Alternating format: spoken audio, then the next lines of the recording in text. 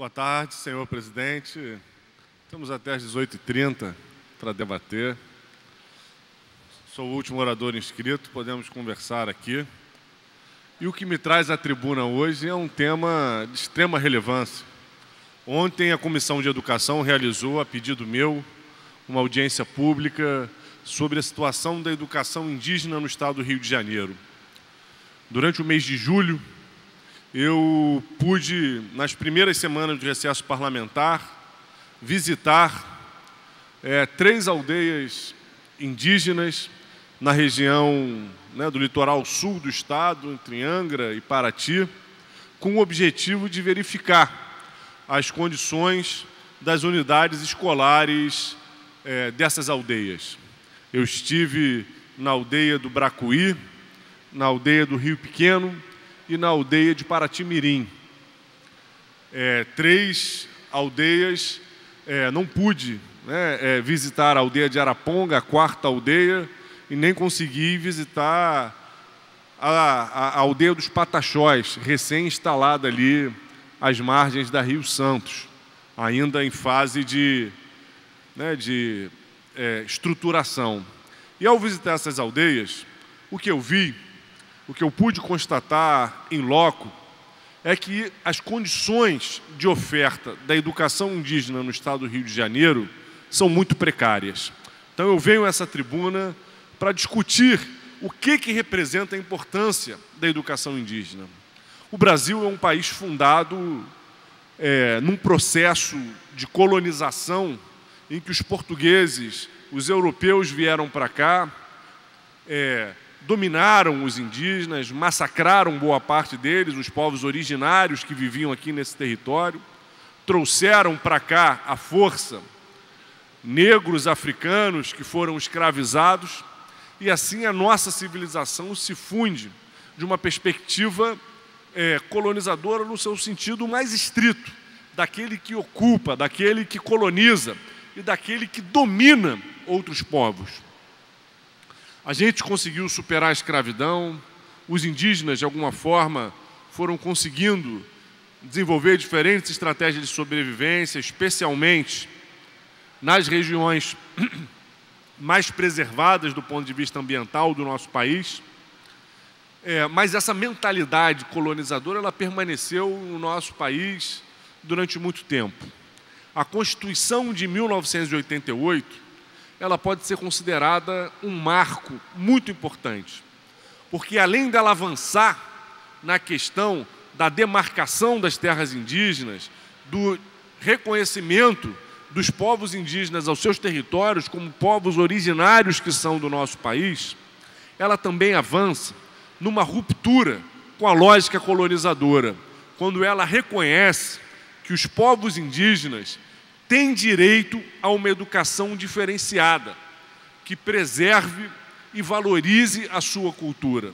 Por que essa é uma ruptura com a lógica colonizadora? Porque ali há um reconhecimento que o fato de haver no Brasil mais de 300 etnias, dentro desse campo do que a gente classifica como indígenas, não era uma questão a ser superada, não era uma questão que representava nenhum tipo de atraso. Pelo contrário, era uma questão que representava um patrimônio da humanidade, uma riqueza cultural, o fato de sermos o país no mundo que possui hoje a maior quantidade de etnias indígenas. Isso está presente na Constituição de 88, e isso está muito presente quando ela prevê a especificidade da educação indígena. E aí, a LDB vem consolidar esse reconhecimento, estabelecendo a necessidade de uma educação diferenciada, que se dê, inclusive, na língua daquela etnia indígena onde a educação esteja sendo ofertada. Então, no Brasil hoje, nos diferentes estados, é fundamental que se consolide como política pública uma educação que tenha a peculiaridade de ser uma educação indígena, que se dê nos marcos da preservação e do fortalecimento daquela cultura. A questão da língua é fundamental. É muito importante que os professores das escolas indígenas não só entendam da cultura indígena, mas que falem a língua daquela comunidade onde eles estejam lecionando, para que eles possam contribuir com o processo de reprodução social e cultural daquele grupo e daquela cultura onde a língua é um fator fundamental.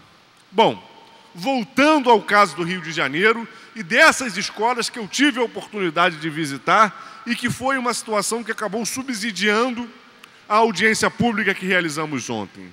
Qual é a situação das aldeias indígenas do estado do Rio de Janeiro que diz respeito à educação?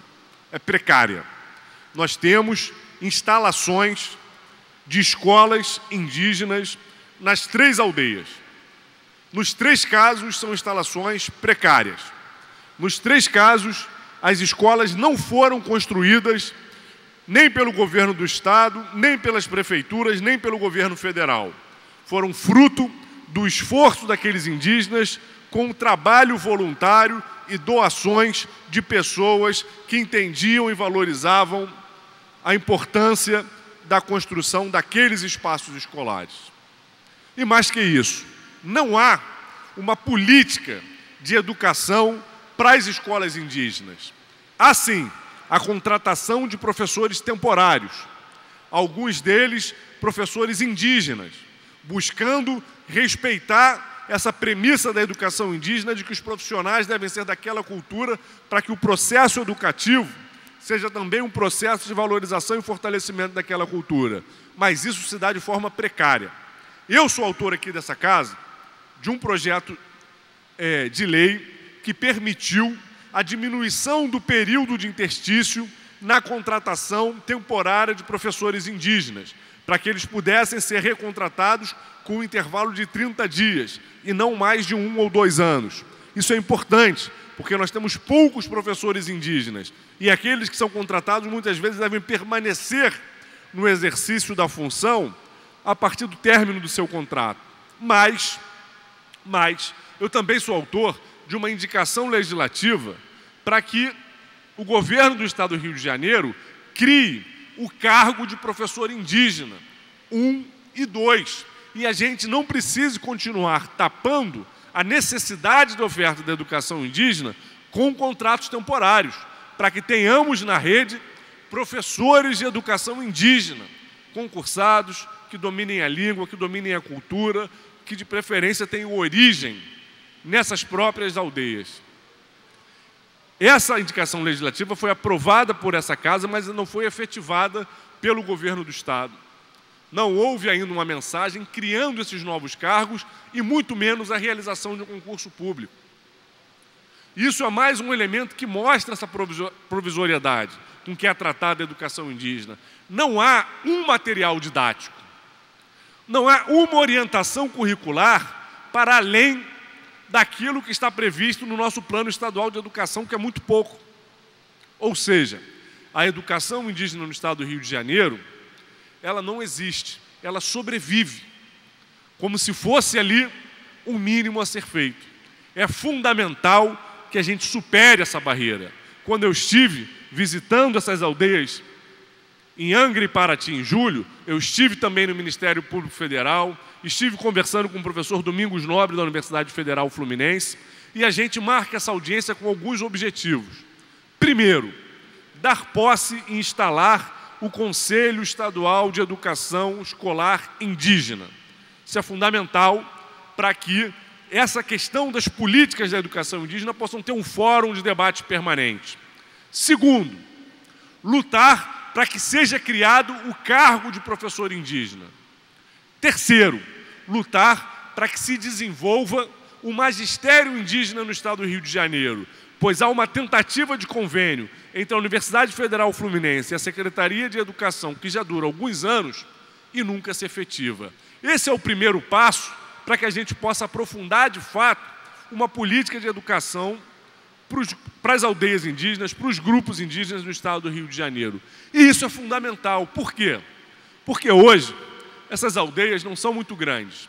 Essas escolas, na verdade, é uma escola que se divide em mais 3 salas de extensão. Somadas, essas 3 salas de extensão e essa sede, não chegam a mais de 250 alunos. Mas isso não diminui a importância da educação escolar indígena, pelo contrário, aumenta, porque essa educação escolar indígena é fundamental para que essas aldeias que não são tão grandes e não são tão numerosas consigam sobreviver com o seu modo de vida e com a sua cultura sendo respeitados. Pois caso não haja uma educação indígena efetiva, a pressão a que esses grupos estão sendo submetidos vai levar cada vez mais a um processo de transformações culturais que aquela contribuição que eles trazem hoje para a nossa cultura não vai ter condições de continuar existindo. Para aquele grupo social continuar se reproduzindo dentro das suas características culturais, é fundamental que a gente consiga estruturar uma política de educação indígena. Saímos da audiência pública com um compromisso da Secretaria de que no próximo mês vamos instalar o Conselho Estadual de Educação Indígena no Estado do Rio de Janeiro. Vamos cobrar, semana por semana, estaremos aqui no plenário cobrando essa instalação. Vamos tentar encaminhar a questão da formação do magistério indígena, seja tentando destravar o convênio entre a universidade e a Secretaria de Educação, seja aproveitando as estruturas atuais da SEDUC para inserir a questão da formação do magistério indígena em uma das suas unidades escolares. E vamos batalhar para que seja criado o cargo de professor indígena. Mesmo que imediatamente não se faça o concurso, é fundamental que se crie esse cargo, para que a gente possa caminhar para a estruturação de uma política de educação indígena no Estado do Rio de Janeiro, para que o nosso Estado possa, de fato, contribuir para que esses grupos sociais tenham acesso ao direito que todas as crianças no Brasil devem ter, sejam elas indígenas ou não, que é a educação pública de qualidade. E que, como indígenas, tenham direito a uma educação pública de qualidade que respeite e fortaleça e valorize as suas características culturais. É vergonhoso a gente visitar, por exemplo, uma escola, deputado, por favor, em Ubatuba, ali pertinho de Paraty, mas no estado de São Paulo, e ver que lá é outra realidade. Tem política, tem material didático, tem uma infraestrutura muito melhor, e aqui no Rio de Janeiro, os nossos indígenas serem tratados como se fossem menos valiosos. Por isso, as intervenções dos indígenas aqui na audiência pública foram todas muito duras, de muita cobrança. E a gente se soma a essa crítica, a esse questionamento.